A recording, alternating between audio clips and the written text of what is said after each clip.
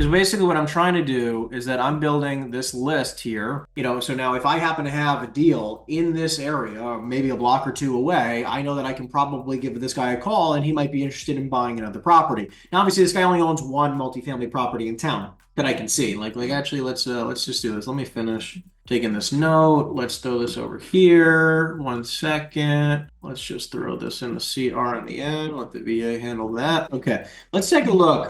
Because basically this will be an example. Yeah, he owns, let's see here, actually. Okay, so he actually owns a bunch of multifamilies, which is freaking hilarious. He owns a ton of multifamily, ton of it. He owns 16 properties. Let's say actually see what asset classes they are. Multifamily, multifamily, multifamily, all multifamily. Okay, cool. So he owns 200 plus units in northern New Jersey. So I know, and by the way, he hasn't bought something in the last, I don't know, almost 10 years. He hasn't bought something since 2016.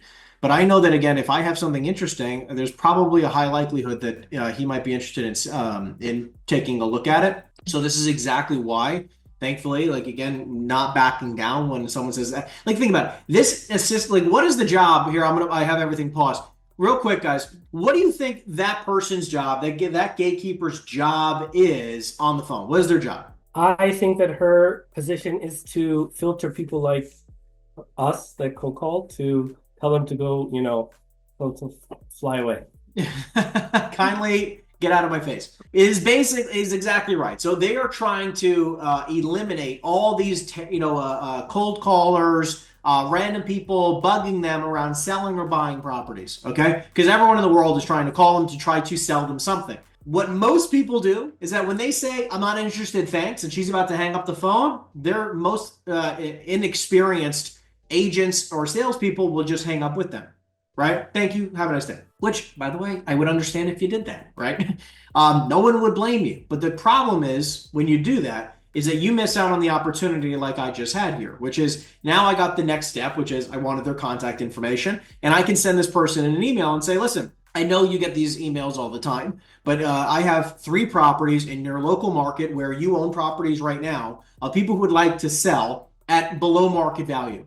So if I just, again, I wanted to bring these to you first before we end up listing these properties for sale. That's a powerful email. That's why, again, I'm going to be able to pique the curiosity of this individual. Maybe it works out. Maybe it doesn't. The point is I have the at bat when most people would have just hung up and never got the at bat. But obviously, this is one of those situations where, I want to pivot to a buyer, right? I'm not going to try to sell somebody who has 16 properties on the idea of selling their property. That doesn't make much sense. Like the highest likelihood of transacting, right, is what I try to chase, right? So if they have 1 property, maybe 2 properties, of course, I'm going to try to see if they would like to sell it because of them, the likelihood of them buying another property, right, unless they just bought 2 properties this year, which would still be pretty rare if they only own 2 properties. Because I'm typically calling people who have owned properties for longer than 10 years, right? So that's typically 5-10 years is like my minimum. So if I see somebody and they own 1 or 2 properties, I'm going to try to go the route of selling. However, if they try to say I'm not interested in selling, I'm obviously always going to try to pivot to a buyer. However, it's opposite when I'm speaking to somebody who owns 5, 10, 20 plus properties, because what'll happen is when I'm calling them, the highest and best likelihood of us transacting is me bringing them a good deal that they can buy. Because if they just bought a few properties in the last few years, I can bring them a property, we can transact.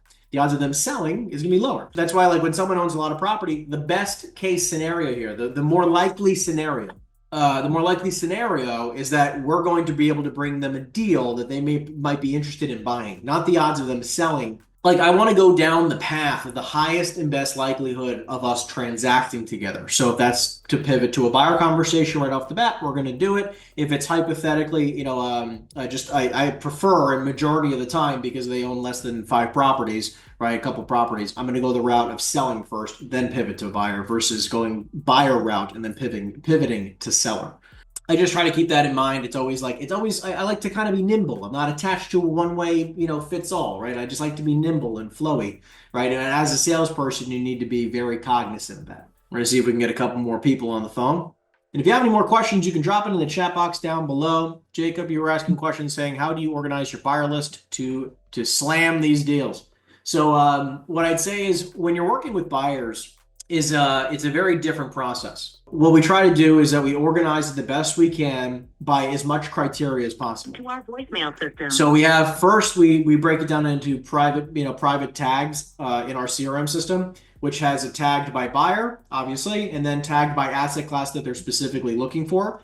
And then we tag it by state. Reached Ridgefield Gardens apartment. And then we have separate spreadsheets, which then are more intricate than that, which dives into specific counties or towns, specific price ranges, specific quality of buyer, right? We have a specific VIP buyers list, right? Where this spreadsheet is really just for the best of the best type of vetted buyers, people who buy 5 or 10 properties a year. These are people that like can change your career, right? People who are ready to buy any type of property within this specific area in specific price point range. They're ready to go. Yeah, hi, I'm sorry. I was looking for the property owner of the building on North Avenue in Elizabeth. Why? Actually, you know what? Actually, funny enough, I think you and I were just chatting about the property in Tennessee, right? Yeah. Yeah. So we're working on a deal right now. We're just waiting on the seller to get back to us. And I was just curious, is there an idea, because we should hear back from them in the next probably week or so. They're just away on vacation. And I think might be a decent deal for you. I think it's like 40 units. I'll get all the details to you once we have the confirmation they're actually willing to sell it. But it's in Tennessee, like you wanted. Oh, Middle Tennessee? Yes. So what I'm going to do here is that as soon as I have confirmation that they're going to sell it, because I don't want to waste your time with something that doesn't make sense, I'll be able to kick it your way. But I just wanted to clarify, just because I also had somebody call me about another property in Elizabeth. Did you have any type of price range that you would be or even remotely open to considering for North Avenue? At the moment, I discussed it with a few others. Okay. I mean, do you have like at least some type of number that you've maybe declined in the past? No, because we've never marketed it. Got it. You haven't just randomly gotten a solicited offer that you've declined? Yeah. Got it. So we have to give it some thought. We have to see what the appraised value is.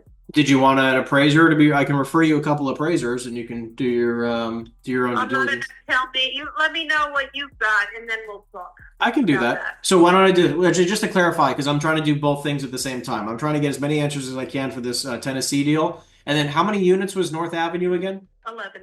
11 units. Okay, got it. All right. Well, look, in the meantime, I'm going to get to work on trying to get this Tennessee deal moving. And as soon as I have more information, I'll give you a ring back. Does that work? Okay. Very good. Awesome. Thank you. Thanks so much. Bye-bye. When you make a million cold calls, you randomly get people that you've spoken to before on lists. So I immediately was just like, wait a second. I remember I actually just spoke to her like a week or two ago. Okay, let's continue here. What do we got? So I had one by one, like something sells on CoStar. You call them to see what they buy and add them to the list. Or side note, Terracotta AI after this, they skip trace for you and auto drop voicemails. Hello? Yes, Alan Hammer's office. Yeah, I was looking for Alan because I was calling him about a building he has on Green Village Road. And your name? Henry, Henry. Let me see. What are you looking to see if it's for sale?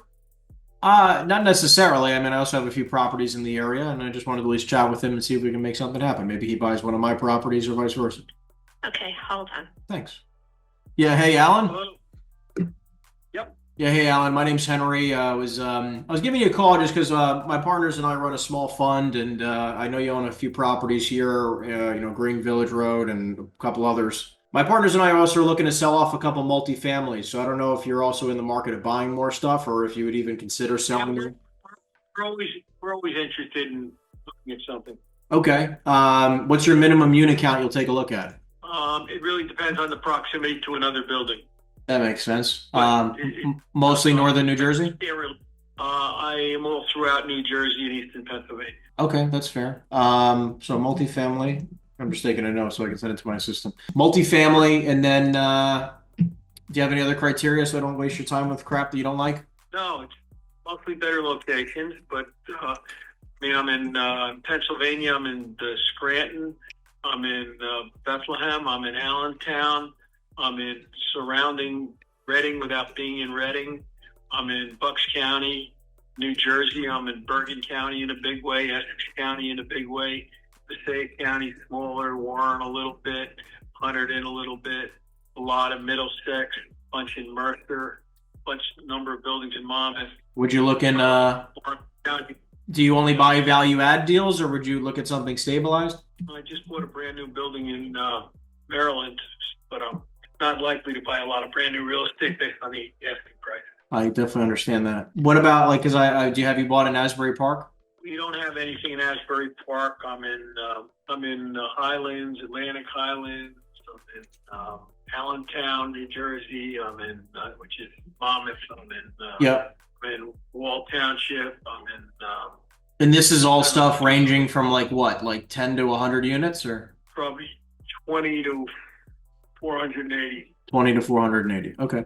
Understood. All right. Well, look, why don't I do this? Why don't I grab your email, and then what we'll do is I'll get my assistant to kick over a couple things and see what we got. Sounds like a plan. And then I mean, it sounds like you don't sell anything, correct? Very seldom. I sold a building in Wilkesboro last year, but it's very unusual.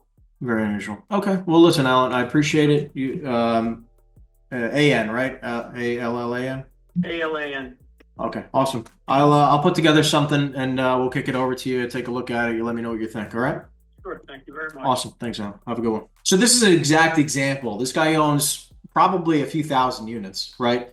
And for me to try to call him with the mantra of saying, "Hey, do you want to sell? Do you want to sell? Do you want to sell?" We wouldn't have gotten anywhere, right? And I probably wouldn't have even gotten this guy on the phone. So it's important to realize, like, hey, you want to make money, you go down the path of least resistance, the easiest path to transacting. That's where you're going to make your money. This is just a couple examples of, like, you can't just look at one thing, look at prospecting through one lens. It is constantly adjusting. It is constantly being able to pivot and move and be flowy through a conversation and know, like, hey, if hypothetically you're calling somebody like this guy who owns a few thousand units, and I said, hey, do you want to sell your property? Do you understand how many freaking people probably call this guy about wanting to sell his property? This guy owns probably 100 multifamily properties.